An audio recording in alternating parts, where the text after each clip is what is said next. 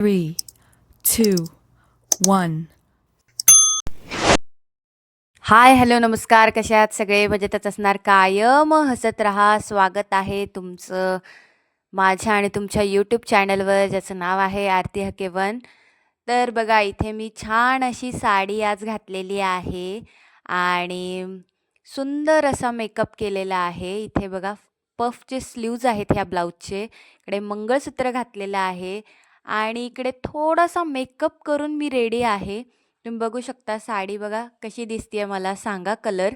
आणि त्याच्यानंतर इकडे बघा, मी ना असे छोटेसे झुमके घातलेले आहेत आणि त्यानंतर ब्लाऊजचा गळा बघा किती छान आहे. स्लीव्ज कशा आहेत, कानातले कसे आहेत आणि मी इथं असा सुंदर असा मेकअप करून बांगड्या घालून कुठे चालली आहे तुम्हाला प्रश्न पडला असेल. तर चला पुढे सांगते मी कुठे जाणार आहे. तर साडी बघा छान दिसते की नाही सांगा मला. चला जाऊयात मग आपल्या पुढच्या प्रवासासाठी. तर सकाळी रेडी होऊन आम्ही निघालो आहे आमच्या कुलदेवतेच्या दर्शनाला. तर सुंदर असं वातावरण झालेलं आहे. तुम्हाला एक अनुभव सांगते, जेव्हा केव्हा आम्ही ह्या दर्शनासाठी निघतो देवाला, माळेगावला, तेव्हा नेहमीच वातावरण असं छान असतं. ढगाळ वातावरण आज झालेलं आहे. तर आम्ही चाललोय गाडीवरती, म्हणजे बाईकवरती, जी आमची धन्नो आहे तिच्यावरती बसून. तर बघा हिरवळ आहे सगळीकडे आजूबाजूला. खूप छान वातावरण झालेलं आहे आणि तुम्हाला सांगू का, आजूबाजूचा वातावरणाचा आनंद घेत आम्ही दोघं जणं चाललो आहे. खूप दिवसाचं चालू होतं, म्हटलं चला रविवार पण आहे आणि गेस वॉट, उद्या माझा बड्डे आहे, त्यामुळे प्री बड्डे सेलिब्रेशन चालू आहे. तर इकडे आम्ही माळेगावला पोहोचलो. तर मंदिरात एवढी काही गर्दी नव्हती, रविवार होता तरी पण. छान सुंदर असं आमचं दर्शन झालंय, निवांत एकदम. तर तुम्हीही दर्शन करा. मी तुम्हाला ना पुढे दाखवेल. मी छोटीशी अगदी क्लिप घेतली आहे देवाची. तर तिकडे काही व्हिडिओ काढू देत नाहीत, पण म्हटलं चला त्यांची परमिशन घेतली आणि छोटीसा व्हिडिओ काढलाय बघा मी. तर तुम्ही पण दर्शन करून घ्या. येळकोट येळकोट, जय मल्हार, सदानंदाचा येळकोट. इकडे असे छोटेसे आम्ही दर्शन घेऊन पटकन आम्हाला दुसरीकडे जायचं होतं आमच्या कुलदेवीला दर्शनासाठी. 1-2 फोटो काढले आणि निघालो परत पुढच्या प्रवासासाठी. तर परत आहोंसोबत गप्पा मारत गाडीवरती, मला ना बाईकवरती खूप आवडतं प्रवास करायला. कारमध्ये आणि बसमध्ये एवढं एन्जॉय करता येत नाही, पण ह्याच्यावरती एकदम छान वाटतं.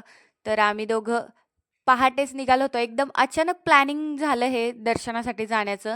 आणि तुम्हाला सांगू का, जेव्हा आपण प्लॅन करतो ना, तेव्हा काहीच सक्सेसफुल होत नाही. आम्ही नेहमी असं अचानकच चला आता निघूया, इकडे जाऊया, तिकडे जाऊया म्हणून असं निघून रेडी होतो लगेचच. काहीच आदल्या दिवशी प्लॅन करत नाही, की कसं निघायचंय, किती वाजता निघायचंय आणि कुठे थांबायचंय. अजिबात काहीच प्लॅनिंग करत नाही. तर आम्ही पुढे निघालो होतो सावरगावला, राणी सावरगावला. तिकडे ना आमची कुलदेवी आहे. रेणुका मातेचं मंदिर आहे तिथे. तर आम्ही इकडे गेलो आणि इकडे पाणी आहे. या पाण्यामध्ये भरपूर असे मासे होते. तुम्हाला दाखवते मी, की खाली गेलो ना तुम्ही, तुम्हाला अगदी ते हाताला लागतील. असे बघा किती मासे होते. मग आम्ही इकडे ना थोडेसे त्यांना चुरमुरे टाकले आणि त्याच्यानंतर दर्शनासाठी पुढे मंदिरामध्ये निघालो. तर हे आहे देवीचं प्रवेशद्वार मंदिराचं. तर आम्ही ना येत असतो, म्हणजे आता मी तर जवळपास लग्नानंतर 3-4 वेळेस आले इकडे. तर मंदिरात सुद्धा काहीच गर्दी नव्हती. खूप शांततेत दर्शन झालं. मी तुम्हाला देवीची मूर्ती दाखवते. खूप छान आहे. म्हणजे त्या मंदिरात गेल्यानंतर अगदी प्रसन्न वाटतं. एवढी शांतता होती देवीची. आम्ही ओटी वगैरे भरली. हे बघा देवीची मूर्ती बघा किती छान आहे आणि खरंच खूप नवसाला पावणारी ही देवी आहे आणि आमचं कुलदैवत आहे ही देवी. तर इकडे मी थोडे फोटो काढले आम्ही दोघांनी मिळून आणि परत परतीचा प्रवास सुरू केला. घरी जाताना बघा वातावरण ढगाळ झालं होतं. अगदी ढगं आले होते. असं वाटत होतं की पाऊस पडेलच आत्ता. तर पाऊस आम्ही घरी जाईपर्यंत काही पडला नाही. रस्त्याने जाताना पण आम्ही ना नाश्ता काही केलेला नव्हता घरातनं, तसेच निघालो होतो. थोडासा नाश्ता केला आणि हे बघा पाऊस सुरुवात झाली होती पावसाला, तर म्हटलं जाऊ द्या खूप गरम इकडं होत होतं, पावसात थोडंसं भिजूया आणि त्याचा पण आनंद घेऊया. असं पावसात भिजत-भिजत आम्ही थोडंसंच भिजलो, जास्त भिजलो नाही. तर पावसात भिजत आम्ही घरापर्यंत पोहोचतच आलो होतो. अगदी 10 मिनिटं लागणार होते घरी जाण्यासाठी. मग काहीच नाश्ता केलेला नव्हता आणि फक्त चहा पिऊन आम्ही निघालो होतो. मग म्हटलं चला लवकर घरी जाऊन काहीतरी बनवूया कारण खूप भूक लागली होती. तर हे बघा मी घरी आल्यानंतर काहीच फ्रेश वगैरे झाले, पण म्हटलं गंध राहू द्या तसंच आत्ताच आले. तर काय बनवावं झटपट कारण खूप भूक लागली होती आहोंना पण आणि मला पण. मग म्हटलं चला काय बनवूया तर इकडे मी ना खिचडी बनवणार होते आणि कढी बनवणार होते. तर म्हटलं कढी खिचडी लवकर बनून जाईल. नंतर बघू संध्याकाळी भाकरी वगैरे करू. म्हणून झटपट अशी खिचडी करायला घेतली आणि इकडे ना मी कढी बनवत होते. कारण घरामध्ये दुसऱ्या भाजीला काहीच नव्हतं.